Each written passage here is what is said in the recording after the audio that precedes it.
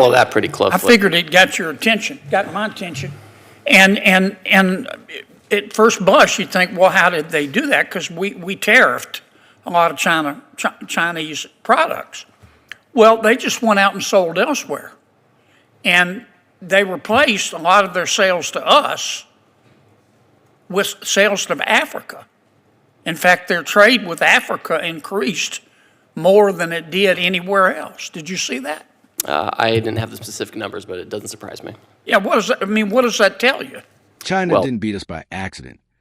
Senator John Kennedy drops a brutal truth bomb when he looks the U.S. Trade Representative straight in the eye and lays it out plain, while Washington hands out trade giveaways.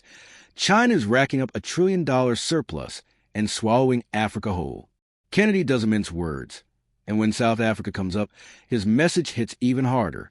Before we dive back into it, make sure you hit subscribe to 50 Patriots, grab a seat, and get comfortable, because this one gets intense. Mr. Ambassador, what's the administration's position on AGOA? So on AGOA, we understand that... Tell me what AGOA is first. Sure, it's the African Growth and Opportunity Act. It's been in place for about 20 years, and it gives duty-free treatment to African countries unilaterally, and that's what it does. And over the past 20 years, we've seen, frankly, China move into Africa, and so it makes you wonder if AGOA is functioning how it should. It's expired recently. I've heard from a lot of members of Congress on both sides of the aisle. They want to see AGOA renewed. The administration position is that we're open to a one-year clean reauthorization, and we should take that year to work together to find out how to improve it and make it better, rather than just being kind of a giveaway. You know, is there a way to have enhanced bilateral trade, more export access? Can we deal with the challenges of today rather than whatever we were facing 20 years ago? Yeah, I noticed, I think it was today, maybe yesterday, but it was announced that China has a $1 trillion trade surplus. Did you see that? I did see that. Yeah, I follow that pretty closely. I figured it got your attention, got my attention. And at first blush, you think, well, how did they do that? Because we tariffed a lot of Chinese products. Well, they just went out and sold elsewhere. And they replaced a lot of their sales to us with sales to Africa. In fact, their trade with Africa increased more than it did anywhere else. Did you see that? I didn't have the specific numbers, but it doesn't surprise me. Yeah, what does that, I mean, what does that tell you? Well, what this tells me, well, on the one hand, you have China that has its own 5-year plans, where Right. their whole goal is just to export more and more. Last year, they had about $1 trillion surplus too, so unfortunately, it's not news. What it tells me is that, the United States and others, we need to take actions. Our trade deficit with China went down, and it's going down this year. So, Sure. so we're going the right direction with China. But it means that we need to, if we're going to have AGOA again, we need to figure out how to make it more effective so this dynamic doesn't happen. Yeah. What are we going to do about South Africa as part of AGOA? Well, I mean, South Africa is clearly not America's friend. That's correct. We've had some conversations with the South Africans when it comes to trade, and again, there are a lot of kind of foreign policy issues that I don't get into with South Africa, but when it comes to trade, they have a lot of barriers, not just tariffs, but non-tariff barriers, et cetera. We've made clear to the South Africans that if they ever want to have a better tariff situation with us, they need to take care of these tariffs and non-tariff barriers. They're a real economy, they're a big economy, right? They have an industrial base, they have an agricultural base, they should be buying things from the United States. But if you extend AGOA for 1 year without reforming it, that's going to benefit South Africa, right? I mean, it could. I would say we have a 30% reciprocal tariff on South Africa right now, which is much higher than the rest of the continent. So we'll control for it a little bit. But I think South Africa is a unique case. I agree with you, if that's your point. Don't you think we ought to separate South Africa and AGOA?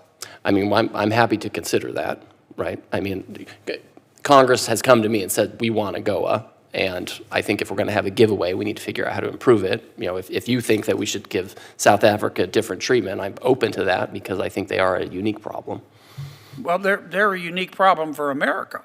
Correct. I mean, they're our enemy right now. I mean, they're buddies with all of our enemies, and they've been very critical of the United States. That's exactly right, and that's why they're actually treated in a much different way. Most of the African continent, sub-Saharan Africa, has just a 10% tariff, and South Africa has a 30%. All right, I've only got a minute left. I want to see if I can hit a big picture item here. A lot of us are concerned about Ukraine and stopping Russia. That's the underpinnings of my question. The president, the administration, I'll say, is in the process of negotiating a trade deal with China. Is that fair? Yes, And the negotiations are tough, right? I agree. And we've made some progress. Is that correct? Yes, sir. But we're not there. Right. And things are sort of finally balanced in terms of us confecting a deal that's good for America. Yeah, we're getting the rare earths, we're exporting our ag again, the trade deficit's going down, we're going the right way. And this is a high priority for the administration. Is that right? It's very high. Okay, given those circumstances, what is the likelihood that President Trump is going to support the bill to place massive sanctions on China for buying Russian oil? Are you talking about the Senator Graham bill? Yes. So, Which, by the way, I support. well, But we keep talking about like it's a possibility. that's And I'm thinking, on what planet? Not the planet Earth. So you're telling me, I mean, here's my point. You're going to spend, the administration spending all this time and work confecting a trade agreement with China, and as soon as you get it done, we're going to blow it up. well, what I would say. I'm not saying we shouldn't, but Sure. I'm trying to get us to be realistic in the Senate about going to Plan B for dealing with Russia and Ukraine. Sure. So what I would say is the White House and USTR, we've looked very closely with the Graham bill. I've talked to Senator Graham. I think notionally we support the bill. We've given some technical assistance, et cetera. With China, we have very high tariffs on China already, right? At some point, a tariff, you reach a certain level, and beyond it, its relevance becomes a little less, right? But we think it's a powerful bill. It's not China specific. It's really about Russia, and it's about anyone who's buying or would have purchased fuel from Russia. So we see it as something that's really Russia specific, less China specific. So how come the administration hasn't given us the green light to pass the bill? You know what? After this, I'll go talk to James Braden, James Blair, and say, what's going on, guys? Because you understand, we're not going to pass it until the president Oh, I says it's understand. okay. I'll go back and we'll talk about where we are on it, because we've been giving technical assistance and we've discussed it internally. Yeah, I just don't want us to waste any more time on this subject. We need to go to Plan B. Some of us are worried about Ukraine and pushing back on Russia, and there is a Plan B, but we're not going to go to it until, as long as we keep dancing around this issue of realistically whether the president really is going to blow up a trade deal with China by giving us the green light to pass this bill. Well, Senator, one thing I would say is in all of our trade deals, we're keeping tariffs on countries. We modify them, but we're keeping tariffs. So, there's not really a world where we're going to zero tariffs on the whole world, right?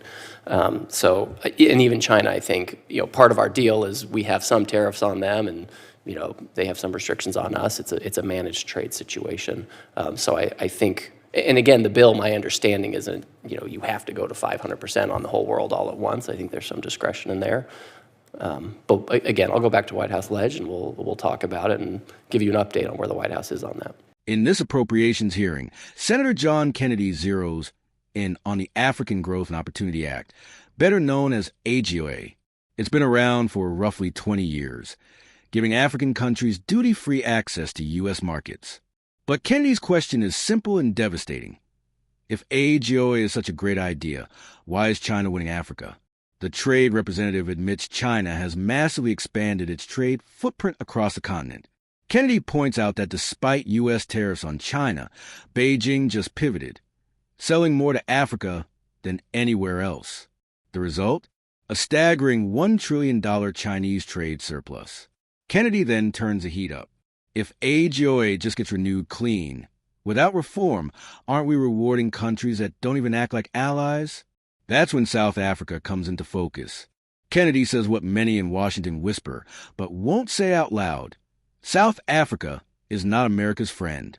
They're aligned with U.S. adversaries and openly hostile to American interests. The trade representative doesn't push back. He confirms South Africa already faces higher tariffs than the rest of sub-Saharan Africa, and even agrees South Africa may deserve separate treatment under AGOA. Kennedy presses a point. Why should America keep handing out trade benefits to a country that undermines us? Then Kennedy zooms out to the global picture. The administration is negotiating a tough trade deal with China, while at the same time the Senate is considering massive sanctions on China for buying Russian oil. Kennedy asked the obvious question no one else wants to ask. Are we really going to spend years crafting a trade deal, only to blow it up the moment it's signed? His warning is clear. If Congress isn't realistic about what the White House will actually support, then it's time to stop pretending and move to a real Plan B, especially when Ukraine and Russia are on the line. This wasn't just a trade discussion. It was a reality check. Kennedy exposed how outdated policies, soft assumptions, and foreign freeloaders are costing America leverage, while China plays a long game and wins. Drop your thoughts in the comments, smash the like button, subscribe to 50 Patriots, share this with friends who care about America First trade policy, and I'll see you in the next one.